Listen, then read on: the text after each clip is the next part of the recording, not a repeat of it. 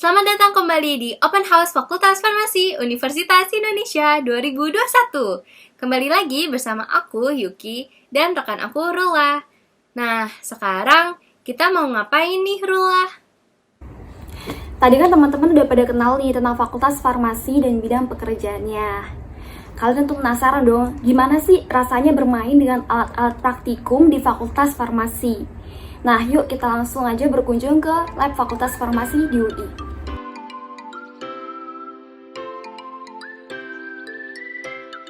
Halo semuanya, selamat datang di Open House FFUI 2021. Bring your dreams into reality. Kenalin, aku Naila dari FFUI 2019. Aku Sofi dari FFI 2019. Nah, kami berdua akan menemani perjalanan teman-teman semua untuk mengikuti workshop farmasetika. Jadi sebelum lanjut ke materi selanjutnya, kita harus tahu dulu nih mengenai apa sih farmasetika. Nah, farmasetika itu berasal dari kata farmakon yang artinya adalah obat. Jadi farmasetika itu merupakan cabang ilmu yang mempelajari dan membahas mengenai ilmu resep. Nah, jadi di sini kita akan belajar bagaimana cara penyediaan suatu zat aktif yang akan diracik menjadi bentuk tertentu hingga siap digunakan sebagai obat dan nantinya akan didistribusikan kepada pasien. Yuk, langsung aja kita mulai. Nah teman-teman, jadi pertama-tama kita akan belajar tentang resep terlebih dahulu nih. Untuk yang belum mengetahui apa itu resep, jadi resep diartikan sebagai permintaan tertulis dari seorang dokter atau dokter gigi dan atau dokter hewan yang diberikan kepada apoteker pengelola apotek untuk menyiapkan, membuat, meracik, dan menyerahkan suatu obat kepada pasien. Nah jadi di sini kita memiliki contoh resep nih. Di sini juga terdapat beberapa hal penting yang harus terdapat di dalam suatu resep.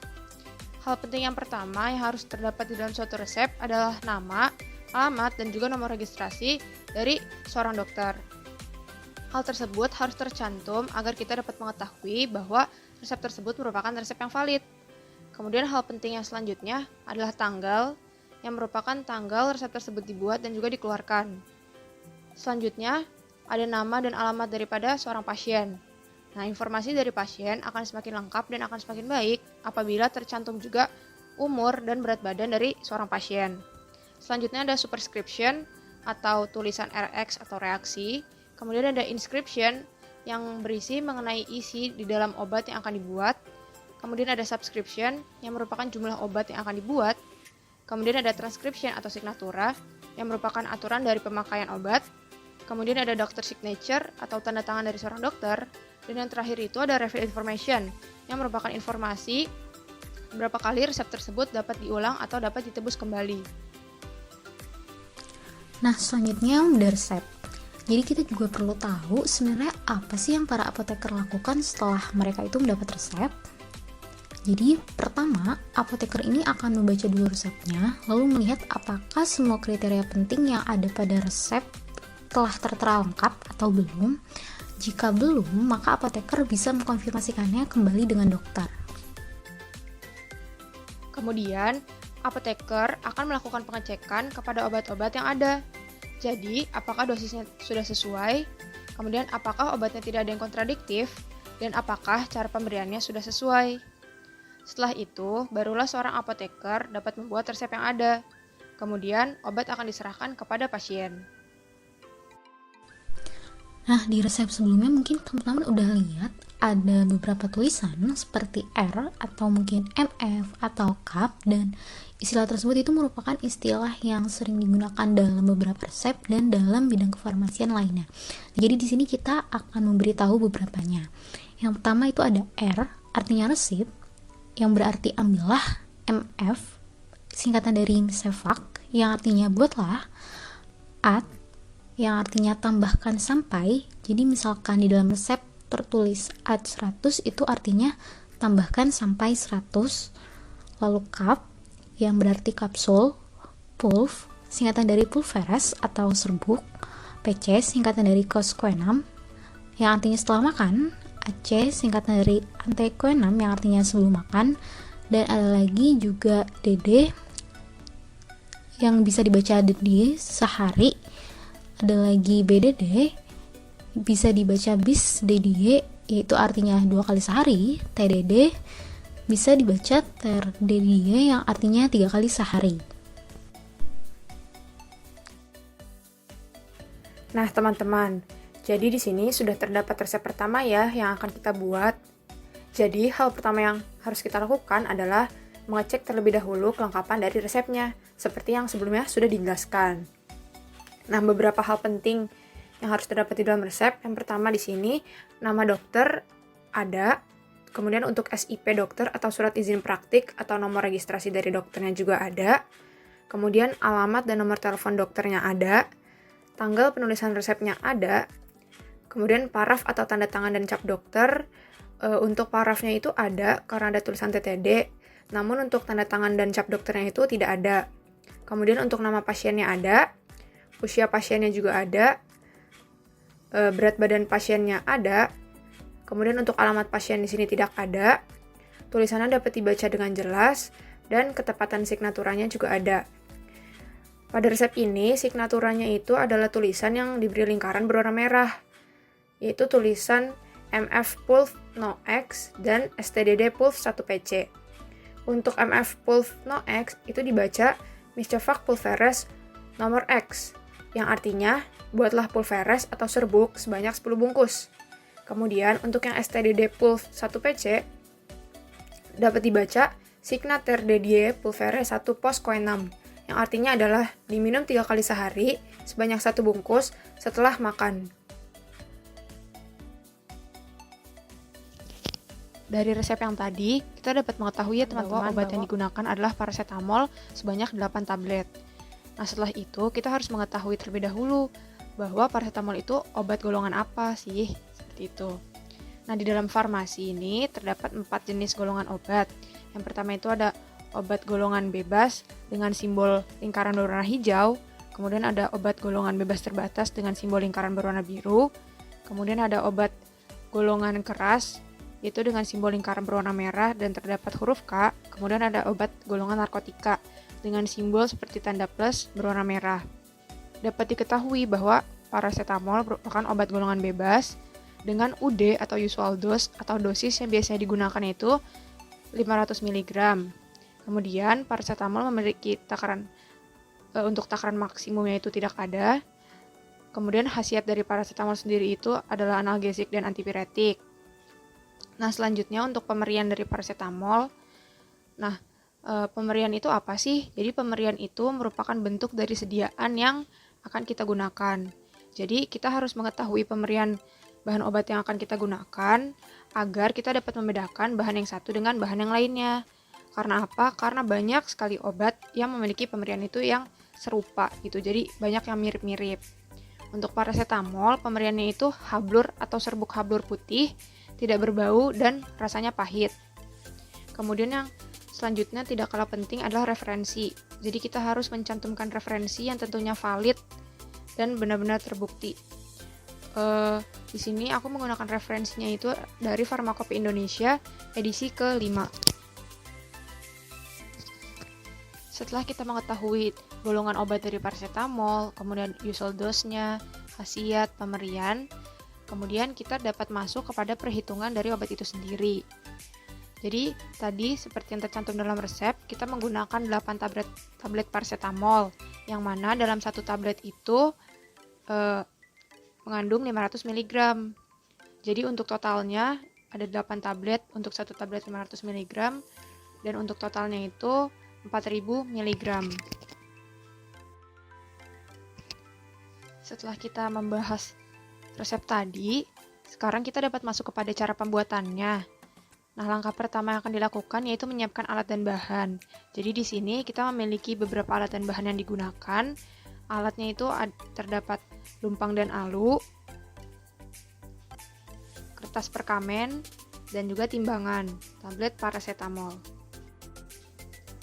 Setelah menyiapkan alat dan bahan, hal selanjutnya yang dilakukan yaitu mengambil tablet paracetamol sebanyak 8 buah, kemudian memasukkannya ke dalam lumpang. Nah, untuk memasukkannya ini, boleh beberapa tablet terlebih dahulu, ataupun boleh juga sekaligus 8 buah. Kemudian selanjutnya, agar saat digerus tabletnya tidak keluar dari mortir, tablet dapat ditutup dengan kertas perkamen terlebih dahulu, kemudian digerus. Nah, setelah semua tablet hancur, kertas perkamen dapat diangkat dan tablet dapat kita gerus hingga halus. Perlu diingat juga ya teman-teman, untuk menggerusnya itu harus berlawanan arah jarum jam. Kenapa? Karena agar hasil gerusannya itu tidak keluar dari mortarnya. Kemudian sekarang kita akan menimbang serbuk paracetamol tersebut. Jadi selanjutnya yang kita lakukan adalah meletakkan kertas perkamen pada timbangan digital, kemudian menyetarakannya. Jadi kertas perkamen yang ada dapat kita bagi dua dan kita lipat bagian ujungnya untuk memudahkan penuangan setelah menimbang. Menimbang hasil gerusan di atas kertas perkamen pada timbangan digital. Setelah itu, kita dapat membagi campuran menjadi dua bagian sama banyak pada timbangan digital. Kemudian, barulah dari dua bagian tadi itu, kita dapat membagi masing-masing bagian menjadi 5 bagian sama banyak pada kertas perkamen dengan cara menuangkannya secara sedikit demi sedikit. Cara ini dilakukan secara organoleptis ya teman-teman, yaitu hanya terlihat dengan kasat mata. Namun, jika zat aktif yang digunakan termasuk ke dalam golongan obat keras atau golongan obat narkotika, maka pembagiannya itu harus dengan timbangan. Kemudian, paracetamol yang telah ditimbang di timbangan digital dibagi ke 5 perkamen dengan cara menuangkannya secara sedikit demi sedikit. Perlu diingat juga ya, kita tidak boleh menuang terlalu banyak kemudian diserok lagi, karena itu akan mengakibatkan bias saat kita meletakkan serbuk obat tersebut. Bagaimana sih caranya melipat dan juga membungkus kertas perkamen? Jadi, caranya itu adalah seperti ini ya teman-teman. Pertama-tama, bagian bawah kertas dilipat sampai bertemu dengan bagian lipatan atas. Kemudian, kertas perkamen diketuk ke bawah sehingga serbuk dapat turun ke bawah. Selanjutnya, melipat lagi bagian atasnya ke bawah. Kemudian, bagian kanan dilipat lebih besar dibanding bagian kiri. Selanjutnya, meletakkan jari di bagian kanan dan mengetuk perkamen ke kanan. Kemudian meletakkan jari di bagian kiri dan juga mengetuk perkamen ke kiri. Hal tersebut dilakukan dengan tujuan agar serbuk berada di bagian tengah. Yang terakhir, lipat dan masukkan bagian lipatan yang lebih kecil ke lipatan yang lebih besar, seperti ini.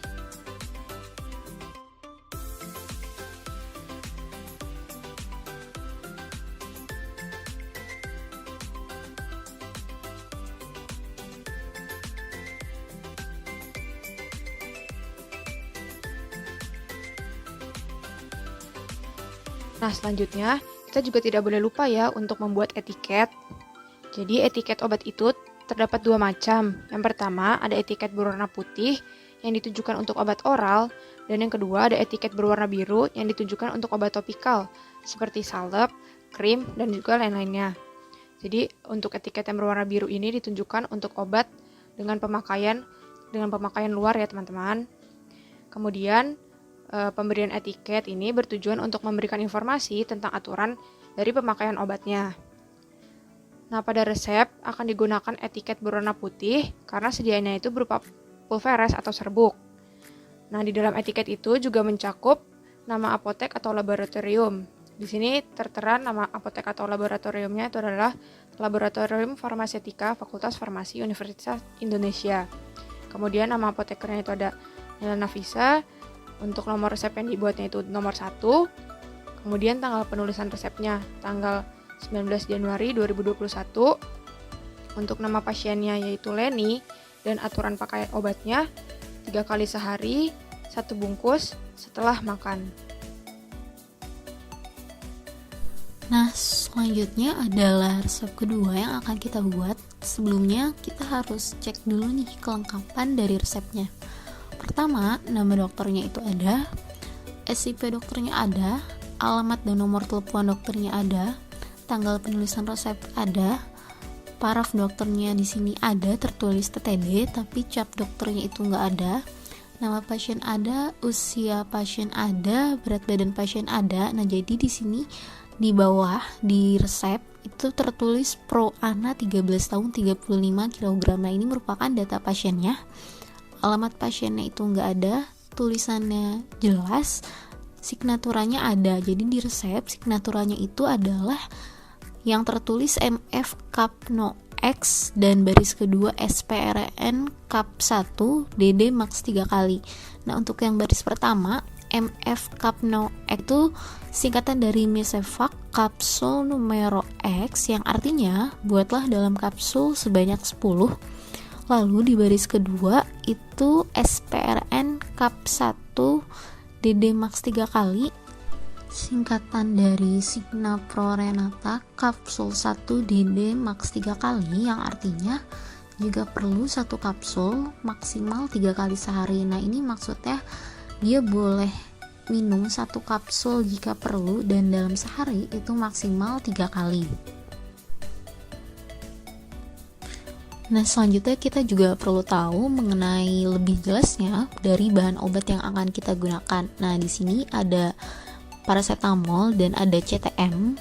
Untuk yang pertama, paracetamol ini termasuk golongan obat bebas, artinya paracetamol ini adalah obat yang dijual bebas di pasaran dan dapat dibeli tanpa resep dokter. Lalu usual dose atau dosis yang biasa diberikannya itu sebanyak 500 mg. Khasiat dari paracetamol ini adalah analgesik dan antipiretik. Untuk pemberiannya yaitu hablur atau serbuk hablur putih, tidak berbau dan rasanya pahit. Dan referensi yang diambil untuk bahan paracetamol ini diambil dari Farmakope Indonesia yang kelima. Nah, untuk bahan obat kedua digunakan CTM atau chlorpheniramine maleat, termasuk golongan obat bebas terbatas, mirip seperti golongan obat bebas, namun di kemasan obat ya biasanya disertai dengan tanda peringatan. Usual dose-nya atau dosis yang biasa diberikannya yaitu 2-4 mg. Takaran maksimumnya sebanyak 40 mg sehari. Khasiatnya itu antihistamin, dan pemberiannya itu berupa serbuk hablur putih dan tidak berbau. Dan referensi yang diambilnya yaitu dari Farmakope Indonesia yang kelima.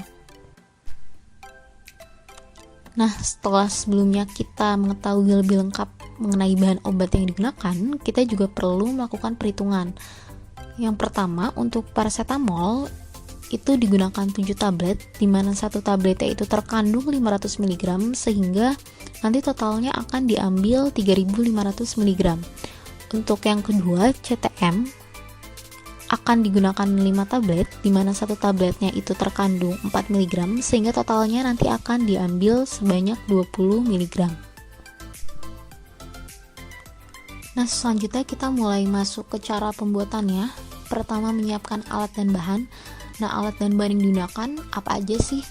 Untuk alatnya yang digunakan itu sama seperti resep pertama, yaitu ada lumpang dan alu, spatel, kertas perkamen, timbangan, cangkang kapsul. Dan bahan yang digunakannya ada paracetamol dan CTM atau chlorpheniramine maleat. Nah, selanjutnya kita mulai masuk ke langkah kerjanya. Pertama, kita ambil tablet paracetamol sebanyak 7 buah, lalu memasukkannya ke dalam mortir dan gerus hingga homogen, kemudian disisihkan. Selanjutnya kita ambil lagi tablet CTM sebanyak 5 buah, lalu masukkan ke dalam mortir, gerus hingga homogen, dan sisihkan kembali. Selanjutnya, paracetamol dan CTM yang telah dihaluskan ini dicampur, lalu digerus hingga homogen. Meletakkan kertas perkamen pada timbangan digital, kemudian menyetarakannya, mirip seperti dengan langkah kerja pada resep pertama. Menimbang hasil gerusan di atas kertas perkamen pada timbangan digital. Menentukan bobot rata-rata yaitu dengan cara 3.500 ditambah 20, yaitu 3.520 mg. Nah, karena kita akan membuat 10 kapsul, maka 3.520 ini dibagi 10, yaitu didapatlah bobot rata-rata sebesar 352 mg. Nah, kita perlu menghitung bobot rata-rata karena ketika ingin membuat sediaan dalam kapsul, kita juga perlu untuk menentukan cangkang kapsul yang akan digunakan. Dari perhitungan bobot rata-rata kita dapat 352 mg, maka kita akan menggunakan cangkang kapsul nomor 0 dengan bobot antara 300 sampai 500 mg. membagi campuran menjadi 2 bagian sama banyak pada timbangan digital. Selanjutnya, membagi masing-masing bagian menjadi 5 bagian dengan ditimbang satu persatu sesuai dengan bobot rata-rata yang telah dihitung sebesar 352 mg. Memasukkan masing-masing bagian ke dalam cangkang kapsul dari kertas perkamen secara perlahan. Membersihkan kapsul dari sisa-sisa obat yang masih menempel. Dan langkah terakhir, memasukkan kapsul ke dalam pot plastik, kemudian beri etiket putih. Nah, ini merupakan etiket dari resep yang kedua. Pada resep ini digunakan etiket putih karena sediaannya berupa kapsul atau sediaan yang bisa dikonsumsi. Dan di dalam etiket ini mencakup nama apotek atau laboratorium, yaitu Lab FFUI, nama apoteker Sufianur Rohmah, nomor resepnya itu 2, tanggal penulisan resepnya yaitu 19 Januari 2021, nama pasien Ana, dan aturan pakai obatnya itu sesuai pada resep yang telah dibuat, yaitu jika perlu 1 kapsul dan maksimal 3 kali sehari. Sekian workshop yang sudah kita lakukan pada hari ini. Semoga kegiatan workshop ini dapat memberikan manfaat ya bagi teman-teman semua. Dan semoga workshop ini juga cukup memberi gambaran bagi teman-teman gimana caranya membuat resep dan membuat obat supaya teman-teman makin tertarik masuk farmasi. Ya, Tapi kami pamit undur diri dan sampai jumpa di lain kesempatan.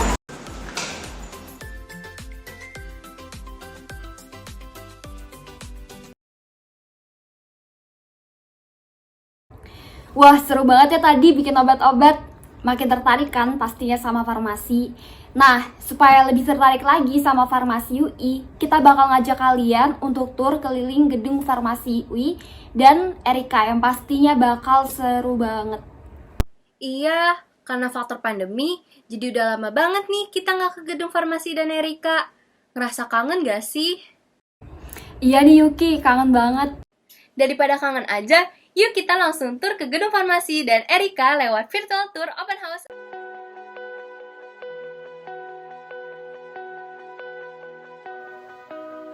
Halo semua, selamat datang di Gedung Rumpun Ilmu Kesehatan atau Gedung RIK. Gedung ini digunakan secara bersama-sama oleh 5 fakultas yang saling berkolaborasi, yaitu Fakultas Kedokteran, Kedokteran Gigi, Keperawatan, Kesehatan Masyarakat, dan Farmasi. Gedung RIK terbagi menjadi 5 gedung, yaitu Gedung A, B, C, D, dan Gedung E. Saat kalian memasuki Gedung A, kalian bisa menemukan ruang tata usaha. TU Farmasi di RIK berada di ujung paling kiri ruangan dan dekat dengan pintu keluar ke arah Gedung B. Jika kalian naik ke lantai 4 Gedung A, kalian dapat menemukan ruang dosen farmasi yang dapat dicapai dengan tangga maupun lift. Nah, ruangan yang selanjutnya ini adalah ruang apotek simulasi yang terletak di Gedung B RIK lantai 8, yaitu lantai paling tinggi di Gedung RIK. Ruang apotek simulasi diperuntukkan kepada mahasiswa apoteker untuk praktek pendidikan terkait pelayanan kefarmasian di komunitas. Apotek simulasi ini terfasilitasi lengkap dengan etalase obat, loket penerimaan resep, loket penyerahan obat, kasir, dan juga ruang konsultasi. Serasa menjadi farmasi sungguhan ya. Untuk bisa mencapai tempat ini, kalian bisa naik lift ke lantai 8, kemudian berbelok ke kanan, lalu ke kanan lagi, dan terdapatlah apotek simulasi FFUI di ujung lorong. Apotek simulasi ini baru diresmikan pada tahun 2019, bertepatan dengan Disnatalis FFUI yang ke-8, yaitu pada tanggal 29 November 2019. Jadi, apotek ini baru berumur 1,5 tahun, dan sayangnya belum dapat digunakan secara maksimal karena adanya pandemi. Sekarang, kita lihat selasar RIK yuk. Di sisi selasar RIK, terdapat banyak loker yang dapat disewakan kepada mahasiswa dan harganya juga terjangkau loh. Loker tadi biasa digunakan untuk menyimpan alat-alat praktikum maupun buku.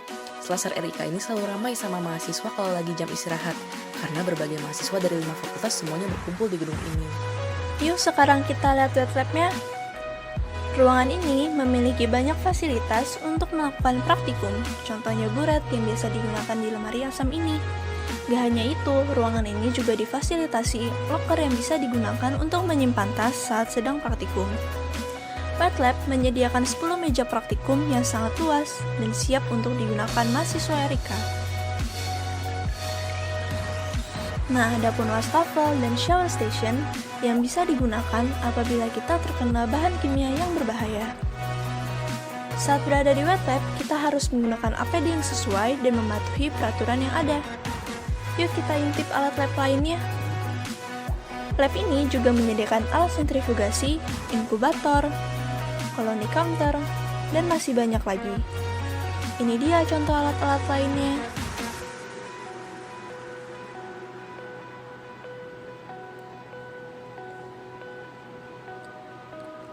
Lengkap banget kan? Oleh karena itu, kita sebagai mahasiswa Erika wajib menjaga semua fasilitas wet lab ini.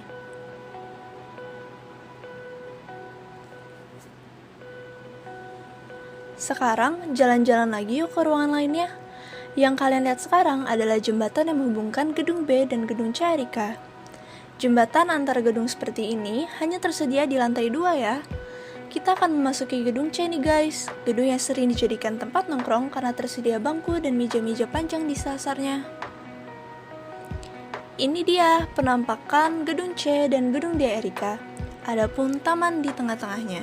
Nah, selanjutnya ini dia nih, ruang auditorium Erika. Ruangan ini terletak di gedung D Erika lantai 3. Di tengah ruangannya terdapat panggung, podium, lambang Makara dari 5 fakultas Erika, dan layar yang sangat besar. Di kanan kiri ruangannya juga terdapat layar proyektor yang lebih kecil. Auditorium biasa digunakan untuk bermacam-macam kegiatan loh, seperti kegiatan perkuliahan, kuliah umum, seminar, tempat berlangsungnya acara dari lembaga kemahasiswaan, dan bahkan bisa digunakan sebagai ruang untuk ujian. Auditorium Erika ini sangat multifungsi karena ruangan ini memiliki kapasitas sekitar 500 tempat duduk. Luas banget kan? Oh ya, ruang auditorium ini juga sangat nyaman. AC-nya dingin, pencahayaannya cukup baik, bangkunya empuk, dan bahkan disediakan meja lipat di setiap bangkunya loh. Gimana guys? Mau ngerasain kuliah di auditorium? Tahukah kalian kalau farmasi mempunyai 2 gedung loh, gedung Erika dan gedung farmasi. Sekarang, yuk kita jalan-jalan ke sana. Dari auditorium, kita akan turun ke lantai 1, melewati lorong dengan deretan bangku tempat mahasiswa biasa duduk santai, dan juga lorong beratap kaca yang kanan kirinya dihiasi dengan pepohonan. Di gedung Erika juga ada lapangan basket loh, letaknya tidak jauh dari gedung D dan dekat dengan gedung Fakultas Kesehatan Masyarakat. Nah, ini nih tempat di Erika yang selalu ramai, yaitu kantin Erika. Sekarang yuk kita ke gedung farmasi. Letaknya tidak jauh loh dari gedung Erika. Jika jalan kaki mungkin hanya 10 menit, bisa juga menggunakan sepeda kuning UI kalau ingin lebih cepat sampai. Gedung farmasi terletak di sebelah Fakultas MIPA. Hal ini dikarenakan sebelum terpisah menjadi sebuah fakultas pada 29 November 2011, farmasi berada di bawah naungan FMIPA sebagai Departemen Farmasi. Namun, untuk mendukung pendirian rumput ilmu kesehatan yang terintegrasi, berubahlah Departemen Farmasi menjadi Fakultas Farmasi. Sekarang, kita lihat salah satu lab yang ada di gedung farmasi yuk, yaitu lab tablet. Di lab ini, terdapat alat yang diperlukan untuk membuat tablet, seperti mesin cetak tablet, dan terdapat juga alat-alat lainnya yang dapat digunakan untuk menguji kualitas tablet, seperti alat viability tester, hardness tester, dan juga book density tester. Nah, mesin cetak tablet yang ada di video ini berfungsi untuk mengubah bubuk menjadi tablet dengan ukuran dan ketebalan yang seragam menggunakan kekuatan kompresi, sebagaimana yang sedang dipraktikkan oleh Mas Indra ini.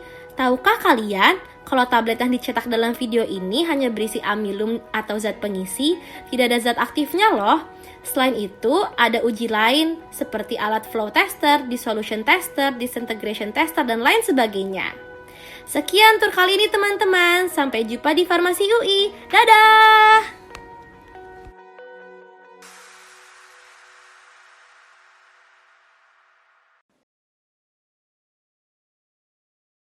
Wah, seru banget ya tadi turnya. Kita jadi sedikit banyak lebih paham nih tentang gedung farmasi dan Erika. Iya, sekaligus bisa mengobati rasa kangen kita untuk kita yang nggak bisa datang langsung ke gedung tersebut. BTW Yuki, sehabis ini kita ada keseruan apa lagi nih? Jadi, habis ini bakal ada perlombaan yang pastinya sayang banget nih buat kalian lewatkan, karena akan ada hadiah yang menarik nih. Wah, penasaran banget. Langsung aja yuk mulai lombanya.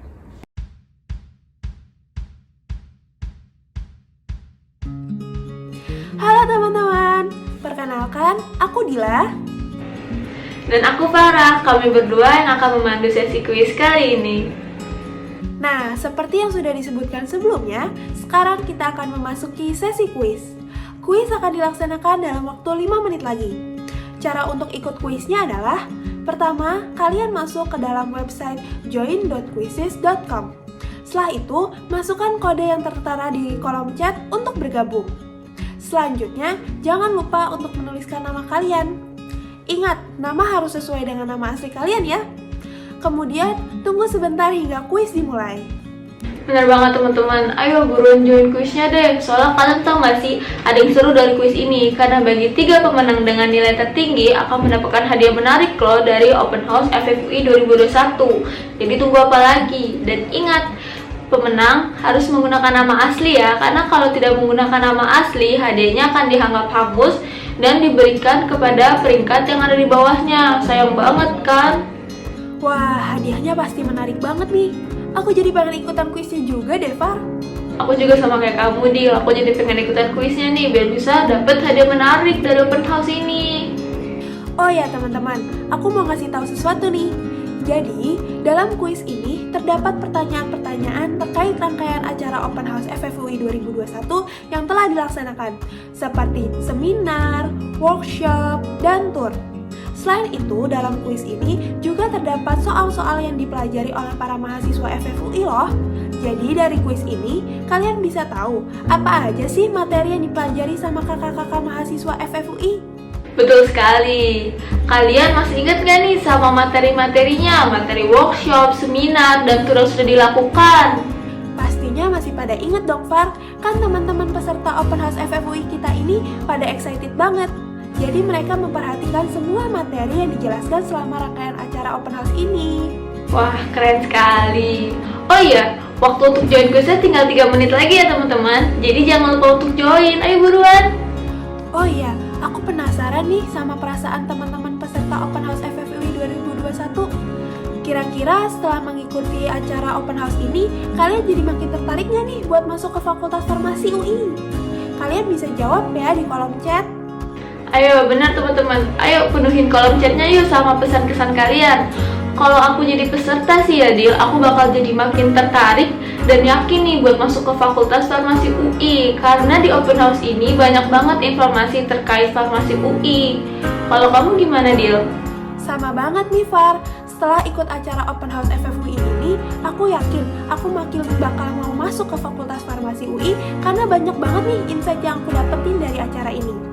Oh ya, Far, bagian favorit kamu dari acara Open House ini apa sih? Kalau aku sih favoritnya workshop, Dil. Karena di workshop ini aku diajarin bikin salah satu sediaan obat farmasi. Kalau kamu favoritnya mana, Dil? Kalau aku bagian seminar, Far.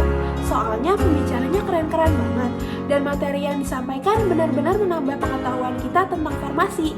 Aku yakin nih, teman-teman peserta Open House FFUI kita ini makin termotivasi buat masuk ke fakultas ini. Setuju banget sama Dila. Tapi tahu nggak sih, acara tour juga nggak salah keren. Soalnya di tour ini kita jadi tahu laboratorium di farmasi, ruang belajar di farmasi, dan bahkan jadi tahu ternyata farmasi UI itu punya apotek loh. Wah, bener banget, Far. Tadi turnya seru banget ya.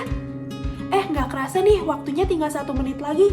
Yuk teman-teman yang belum join, masih kita tungguin loh. Jangan lupa ada hadiah buat pemenangnya loh. Betul, ayo masih kita tungguin kok. Ayo join, masukin kodenya, terus join deh. Ayo teman-teman yang belum join, masih kita tungguin kok. Ayo, sebentar lagi mau mulai nih.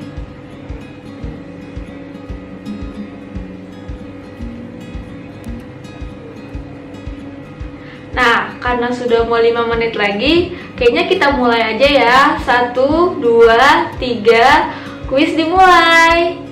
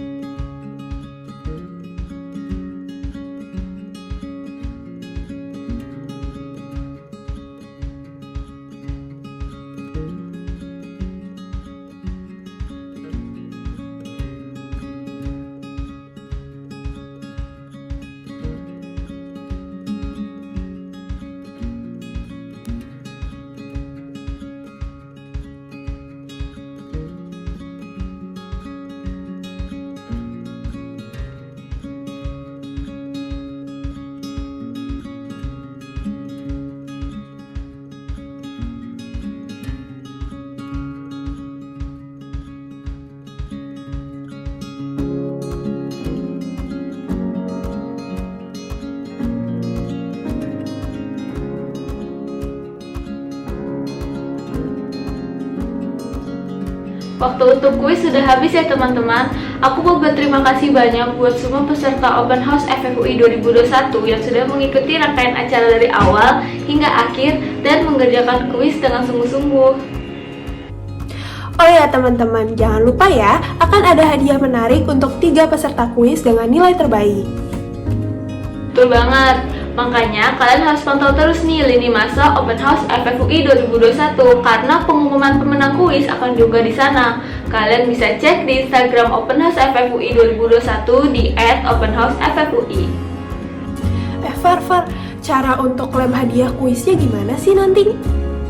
Cara untuk klaim hadiahnya tuh gampang banget, Dil. Kalian pemenang kuis tinggal menghubungi narahubung melalui nomor yang tertera di layar.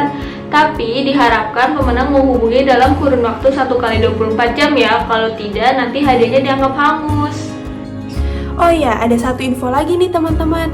Jadi, pembahasan kuis yang sudah kalian kerjakan tadi bisa diakses melalui tautan yang tertera pada layar ya teman-teman. Betul sekali. Dila, kayaknya kita harus sudah pamitan nih sama teman-teman peserta Open House FFUI 2021. Wah, kalau kayak gitu, sampai jumpa ya teman-teman di Open House FFUI selanjutnya. Sampai jumpa teman-teman.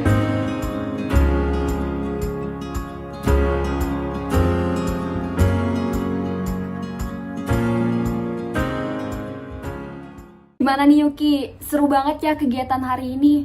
Dari seminar dengan pembicara-pembicara sangat informatif, workshop dengan pembuatan obat-obatannya, sampai jalan-jalan gitu. Iya dah, udah gitu tadi ada perlombaan dengan hadiah-hadiah menarik. Asyik banget. Gak kerasa ya teman-teman, sudah sampai di penghujung acara. Terima kasih kepada teman-teman semua yang sudah mengikuti rangkaian acara hingga akhir. Akhir kata, terima kasih dan mohon maaf jika ada kesalahan kata serta segala kekurangan. Kami selaku MC undur diri dari Open House Fakultas Farmasi Universitas Indonesia 2021. Bring your dreams into reality. Sampai jumpa lagi di Fakultas Farmasi Universitas Indonesia.